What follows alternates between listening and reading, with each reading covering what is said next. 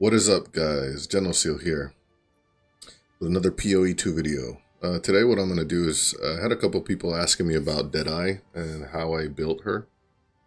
And so I wanted to show you. Here's actually the passive tree and a couple of decisions I made. This is a variation of the Fug Bun Deadeye build. I didn't really...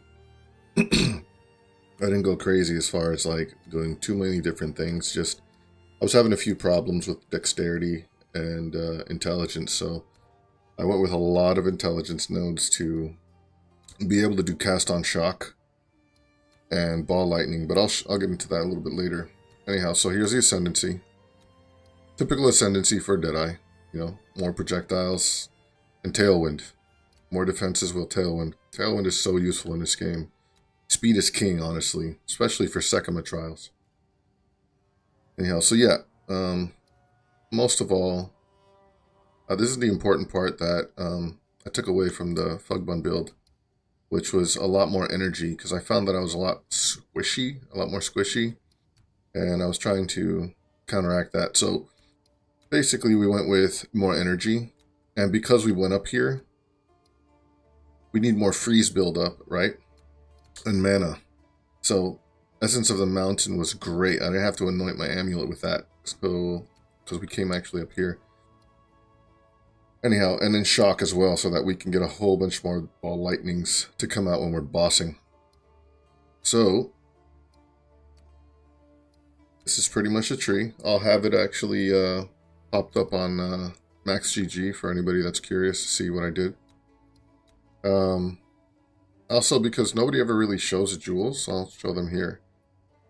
Spell damage for the ball lightning and cold damage, so that I could proc the heralds.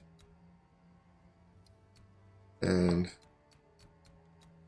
sorry, more lightning damage, critical hits, attack speed with bows, more magnitude of shock. Increased cold damage. This one's really bad. I need to replace it, because all it does is give me cold damage, and that's the only useful one in that. Damage with bows, projectile damage, chance to blind enemies. Another bad one that I need to replace, because the two bottom ones I don't really need. This one I finally got. Cost me about 7 divines. So basically extra cold damage. The fire resistance wasn't really necessary, but it's a good thing to have. And I put it up here because I have most notables up here in the actual build. And as you know, the more notables, the more damage and fire resistance you'll get. So that's the passive tree. And now for the inventory, for the actual items. So the must-haves on this build is this helmet. Reason being, it actually gives you your maximum life as extra maximum energy shield to get a little bit more tanky. Now, I'm not actually that tanky. I still need to replace a lot of items in this build, but it's working out for pretty much all endgame content at the moment pretty easily, which I'll showcase when I run on the map here in a second. I didn't have this chest piece before, but I got it because it's really convenient to have all of my elemental resistances here. Well, not all of them, but most of them here, as well as maintaining my spirit so I can use my my spirit gems. And the stat priority that I started using was lots of cold damage, lots of lightning damage. I could still replace this bow. I just got it because it had a lot of lightning damage and a lot of cold damage. The elemental resistance can be higher, but again, like, this was kind of cheap. Well, cheap for me. I don't know if it's cheap for everybody else. It's like 2 to 4 divine. So I went with that.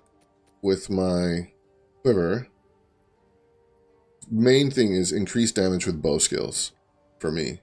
That, and of course the cold and lightning damage. Everything else was, you know, supplemental. Oh, and also major thing that you're going to need for this build is mana per enemy killed. You're going to need this, or you will be having mana problems. It's an issue with this class. And yeah, just overall, I put as much rarity as I could on some of these things. I only have about 82, I think, 82 rarity, but I've still been getting pretty good drops. Also, these gloves are not absolutely necessary, but they're really, really good to have, especially for the increased attack speed for dexterity and damage for intelligence. Anyhow, now the next must-have is this ring for bossing. If you do not have this ring, you will not be able to sustain your damage because you will run out of mana within a matter of seconds. Mainly because this is the only ring in the game that actually gives you mana per hit. And so we went with that ring, even though it takes down a little bit of our defenses. If you're good and you know the mechanics and you're pretty good at the game, you won't really get hit too much. And so, especially with all the bosses, they telegraph a lot of their hits. So it'll be fairly easy once you actually start fighting the bosses more consistently to be able to dodge their things. And you could still take a hit or two. It's not like you get one shot, but yeah, just be careful. But yeah, this ring is mandatory. You need it for bossing. Otherwise, you will not be doing that much damage. You'll be chugging potions. And once you chug all your potions and it's over, you'll be stuck there, not being able to do anything, and you'll just die. Alright, so next things next is the skills. I'll show you the skills real quick. So, you guys can look up these gems in the build on Imagecredit, where I'm going to put up here after the video. And so, Lightning Arrow, Lightning Rod, and I went with Herald of Thunder, Herald of Ice. This is usually what monks typically use for the moment. It's one of the meta builds where they just shatter the entire screen. It's a lot of fun because you use it with the Deadeye and you get the same effects that the monks are doing, except with arrows in a distance. You don't have to get close. Anyhow, so this is all going to be on the website, Imagecredit. Oh, and major thing, you're going to see me do it within the game because I'm going to showcase a boss map for you guys, as well as a breach. But Primal Armament, this ability, or this skill right here, you're going to need to swap it, the Lightning Rod, when you do bosses. You're going to see me do that here in a minute, when we do the boss. So, all that's left is to do the thing, right? Alright, so we're going to go up here. We're going to do a breach. And I've juiced the map a little bit, so it has a little bit of quantity. I like quantity paired with rarity, obviously. And with the Atlas tree that I chose, this is going to increase in the map, which is great. And then in the map itself, I got more increased quantity, because I want as much quantity as I can get. Rarity is, after it hits like 100 to 150, it doesn't really make much of a difference. So with the map quantity, with the map rarity, it's going to be okay as far as like getting more loot, because it actually multiplies with your gear rarity. Anyhow, so all right, here we go. Let's go ahead and do this.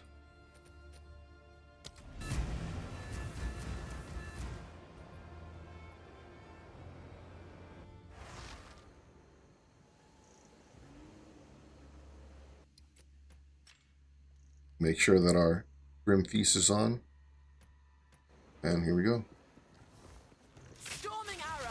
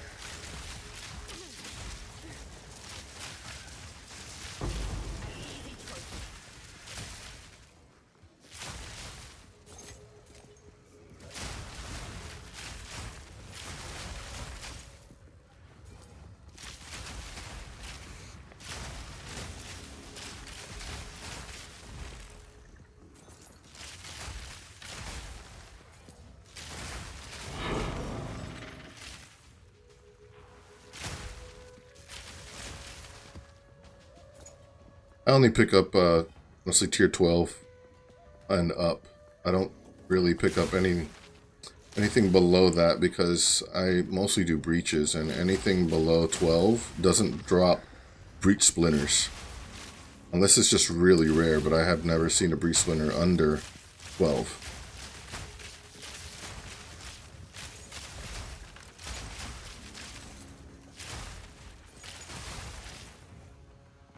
As you can see, it's just blowing up screens. For rares, I just do the normal thing. Oop, that hurt. For rares, mostly what I do is I throw a lightning rod and then I throw Orb of Storm so I can just shotgun them down.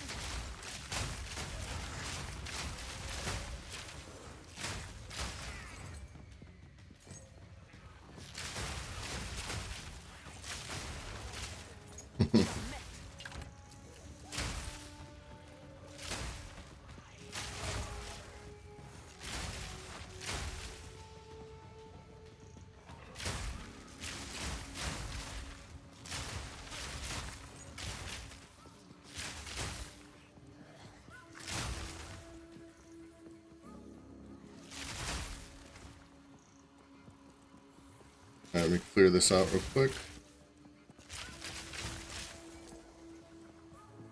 Alright. So we're about to fight the boss. This is what I was talking about. So we go here. We switch from Grim Feast to Cast on Shock. And then we switch Primal Armament over to Lightning Rod so we can get a little bit more damage. And then we switch to our Thieves Ring so that we won't run out of mana.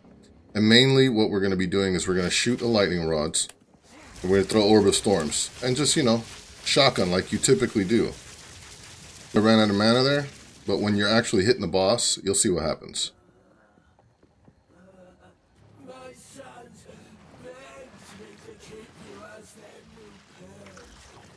That's disgusting.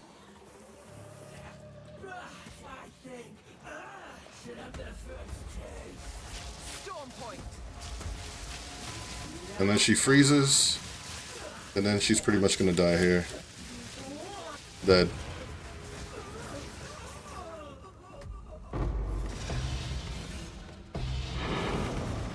Nice, we got a bunch of 15s for that.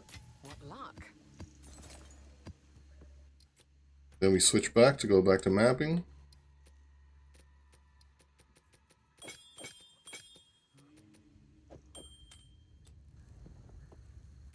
Yeah, we could probably take that staff. Maybe worth something. Alright, and then we're going to try to find that breach so I could show you what it looks like as far as the drop rates of certain things with quant and rarity. Again, I don't have crazy amounts of rarity like all these other streamers. As you can see, I'm going to show you now. I only have 82 rarity here, right? And if you look at the map, there's 64 rarity here, right? Which puts us at about 140, 150 range of rarity, which is exactly where I want to be. And then I have 100% increased quantity of items found. And so now when I fight the breach, you'll see that I get quite a lot of splinters, exalts. But yeah, we're going to see. Sometimes the breaches will not be as profitable. But hopefully this time we'll see a good return. I'm surprised I haven't seen any breaches. I'm juiced these to be able to have more than one breach. And we're seeing the purple breach streaks, letting us know there's a breach nearby. Alright. These guys are fun. All I do is just toss this down on them. Go Orb of Storm and then break it. And usually they're dead. I don't even really have to do much else.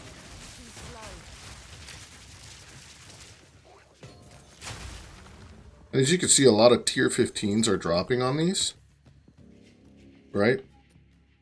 And a lot of people, they try to take these waystones, like higher waystones for map sustain, and they'll swear to you that you need these in order to sustain 15s. And these, right? But as you can see, I don't even have them. I don't have them at all, and I dropped a bunch of 15s on this map already. Boss maps usually are really good for that. Like if you are needing tier 15s, just go fight a boss with a tier 14 or tier 15 waypoint, and you'll see you'll get like 3 to 4 sometimes map bosses. The minimum I've seen is 2. All right, so looks like we got this way to path for our breach, and I got sustained assault, or yeah, I think it's sustained assault for my breach tree right here. Sustained siege, my god. I like this because it gives me time. I don't get completely overwhelmed with monsters like this one would give you. Sorry, this one. The breaches would be faster, but the density is 15% more. I don't like getting overwhelmed. And this one, it gives you more monsters, magic monsters, and more clasped hands. In essence, giving you more splinters. But I find I get a decent amount of splinters even with this. You'll see. Let me pop it open. And hopefully, doesn't make a liar out of me, right?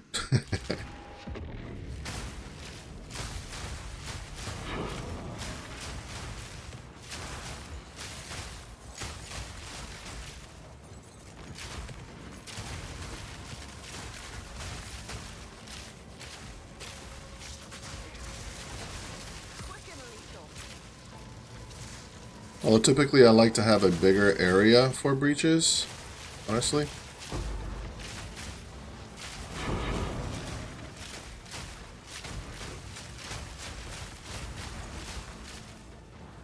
Also, this was corrupted, and I hate breaches with corruption. It does give more experience, though, that's for sure.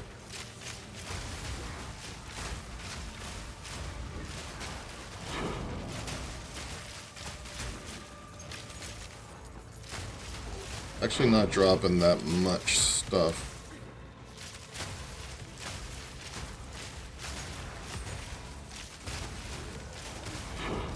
Oh, is that a boss? That is a boss.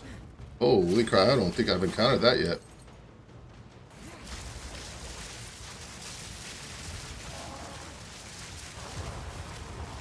He's gonna drop anything? He didn't even... Okay. Cool, he dropped stuff. Let me keep going. It's closed and dang.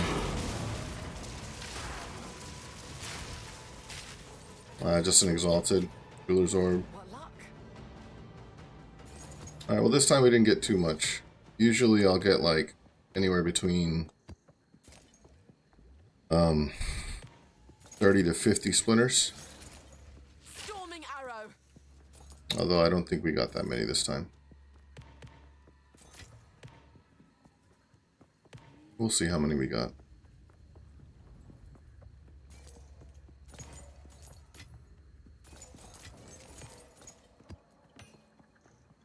I also have a really strict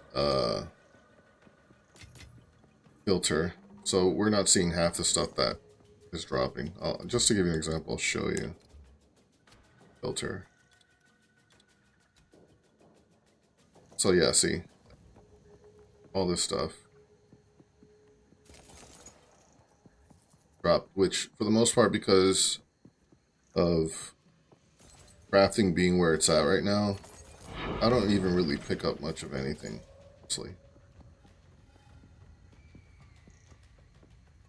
But as you can see, it's actually quite a bit of things, but I don't pick any of this stuff up.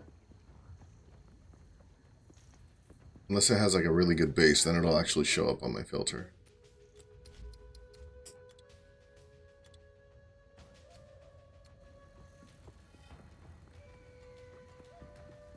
But yeah, I believe that is it. Yep, that's it. So yeah, I hope you guys liked the video. I hope it helps at least and shows you a little bit of how to play the class. And see you in the next one. Peace out, guys.